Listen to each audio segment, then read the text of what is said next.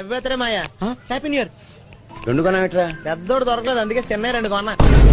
పిల్లల్ని ఒళ్ళో కూర్చోబెట్టుకు చదివించాల్సిన వయసులో నీకు చదివేటయా? మీ పిల్లలు పంపించి ఒళ్ళో కూర్చోబెట్టి చదువు. ఇలా అనేసేటి పేరేటి? శేషు దబుస్. మేమంతా శేషం అంటాం. అంటే మిగిలిపోతాడనమాట. కరెక్టే. 10 ఏళ్ల నుంచి డిగ్రీలోనే మిగిలిపోయాడు. 10 సంవత్సరాలా?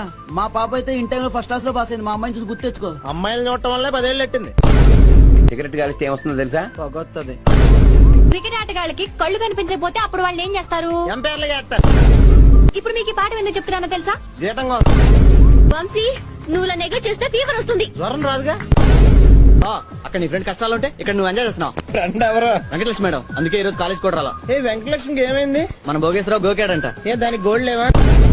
ఎక్కడికి రా? ఇక్కడ ఉన్నావా భోగేశ్వరరావు? లెక్చరర్ ఏదో ఫ్రెండ్ అని పిలిచినట్టు పేరెట్టి పిలుస్తావా? నోరు ఎత్తక బుక్కు కుక్కేస్తాను దేవసాలోడా. నన్నే తిడతావరా? మా నాన్న కూడా నన్ను ఎప్పుడు తిట్టలేదు. ఏ మోగోడా? నేను తీసుకెళ్లే ప్లేస్ పేరు వింటే మీరంతా చిల్ అయిపోతారు. చిల్లంటే బొక్కడి పోతాం.